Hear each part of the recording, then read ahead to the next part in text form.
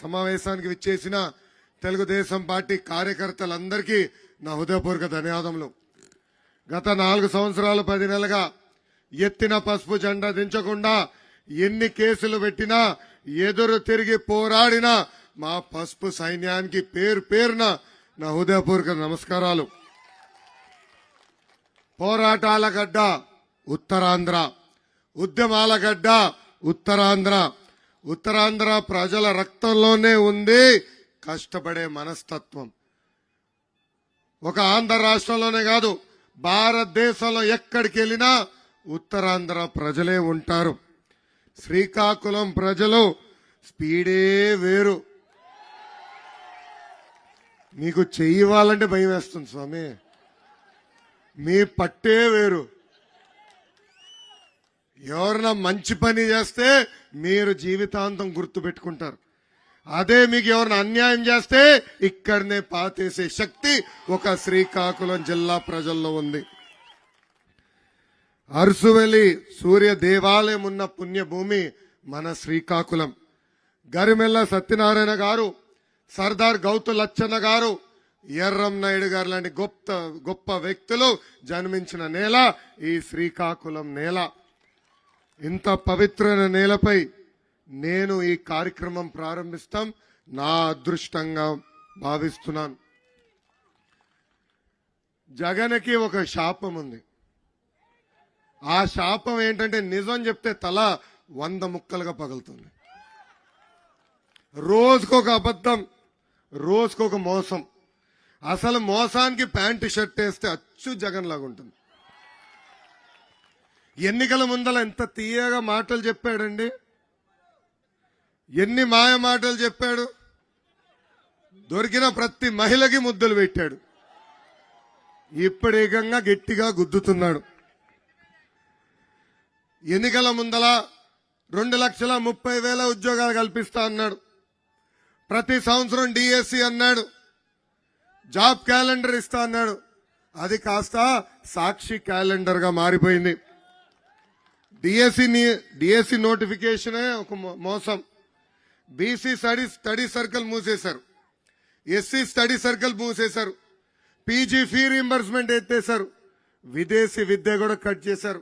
అంతెందుకు ఎన్నికల ముందల 6,500 కానిస్టేబుల్ పోస్టులు ప్రతి సంవత్సరం భర్తీ చేస్తానని హామీ ఇచ్చి ఈ రోజు మాట తప్పాడు ఈ జగన్. ఎన్నికల ముందల ఒక మాట అన్నాడు, ప్రభుత్వం ఏర్పడిన మొదటి 6 నెలల్లో పనులు చేస్తే చిత్తశుద్ధి ఉన్నట్లని. ఇప్పుడు ఎన్నికలకి కరెక్ట్ గా 4 నెలలు ఉన్నాయనగా ఇప్పుడు డిఎస్సి నోటిఫికేషన్ తీసుకొచ్చి మాయ పనులు చేస్తున్నాడు. ఆనాడు గ్రూప్ 2 పోస్టులు ఇస్తానని చెప్పాడు.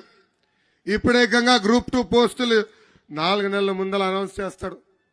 కేవలం 2 నెలలే ఉన్నాయి ఆ పరీక్షలకి రెడీ అయ్యేదానికి. మన ప్రభుత్వం ఉన్నప్పుడు కనీసం 4 నెలల సమయం ఇచ్చేవాళ్ళం. పోన్లే సమయం తక్కువ ఇచ్చాడు, కనీసం పోస్టులు ఎక్కువ ఇస్తాడు అనుకున్నాం. ఎన్ని గ్రూప్ 2 పోస్టులు విడుదల చేశాడు తెలుసా? కేవలం 897 పోస్టులు. ఆ పోస్టుల కోసం ఎంతమంది పరీక్షలు రాశారో తెలుసా?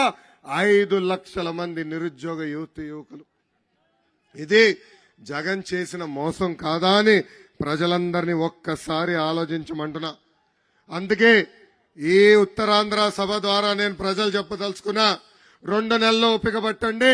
తెలుగుదేశం జనసేన ప్రభుత్వం ఏర్పడుతుంది. ప్రతి సంవత్సరం జాబ్ క్యాలెండర్ విడుదల చేస్తాం.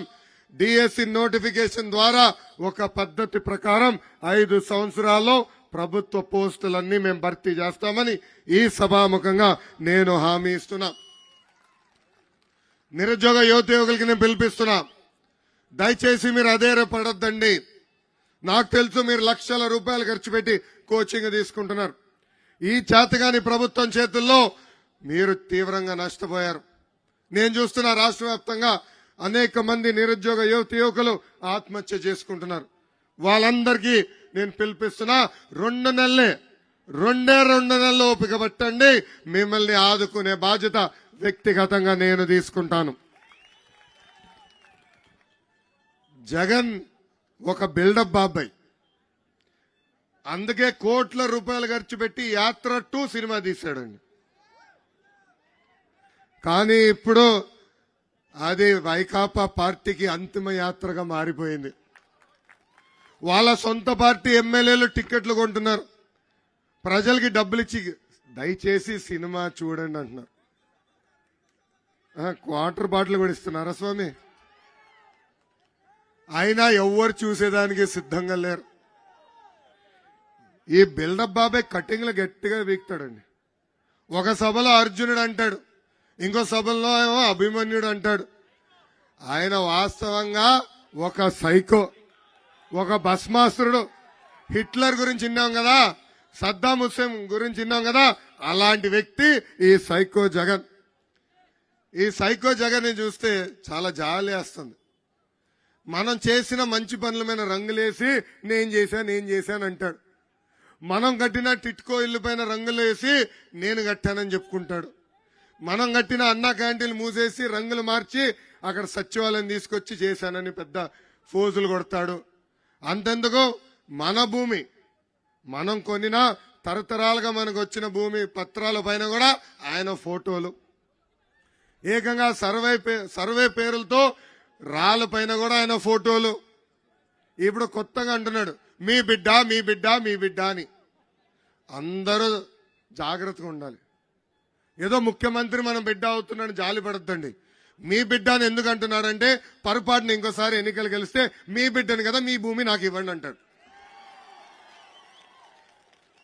అది ఈరోజు జగన్ పరిస్థితి. చంద్రబాబు గారు లాగా ఏదో మంచి పేరు తీసుకురావాలని ఇమేజ్లు కొట్టాడు, కానీ అది సాధ్యం కాదు. ఎందుకో తెలుసా? జగన్ అంటే ఒక జైల్, బాబు గారంటే ఒక బ్రాండ్. జగన్ ని చూస్తే కోడి కత్తి గుర్తొస్తుంది, అదే బాబు గారిని చూస్తే కియా కార్ గుర్తొస్తుంది. జగన్ ని చూస్తే ఒక ప్రిజనరీ కంపడతాడు, అదే బాబు గారిని చూస్తే ఒక విజనరీ ఈరోజు మనకు కంపడతారు. చంద్రబాబు గారిని అరెస్ట్ చేస్తే మనందరం అధైర్యపడతారు అనుకున్నాడు, కానీ జగన్కి ఒక మాట చెప్పాలనుకున్నా, అసలు భయం మా బయటం లేదు. జగన్